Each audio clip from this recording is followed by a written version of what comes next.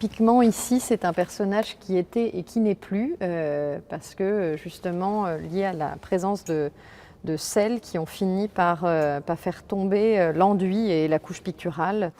Un siècle et demi après leur réalisation par Charles Soulacroix, les fresques du dôme de la basilique Notre-Dame de Boulogne-sur-Mer portent de nombreux stigmates du temps. Leur restauration, longuement attendue, n'ont pas encore réellement commencé. Il s'agit d'abord ici d'une étape de consolidation du support. C'est vraiment des interventions d'urgence, c'est de la conservation, c'est-à-dire l'objectif c'est vraiment de temporiser toutes les pertes et de stabiliser les zones qui sont les plus dégradées. Cette première phase sur 2 des 6 niches les plus abîmées du dôme doit durer jusque fin août. Suivront des travaux de plus grande ampleur, notamment sur la maçonnerie de la coupole, pour enfin s'attaquer plus en profondeur à la réhabilitation des fresques.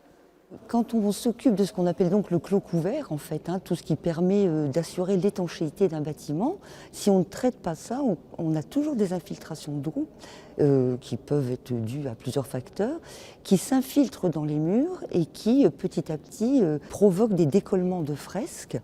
Et il faut s'assurer que le dôme soit bien asséché, enfin pas trop non plus, pour pouvoir intervenir sur ces fresques.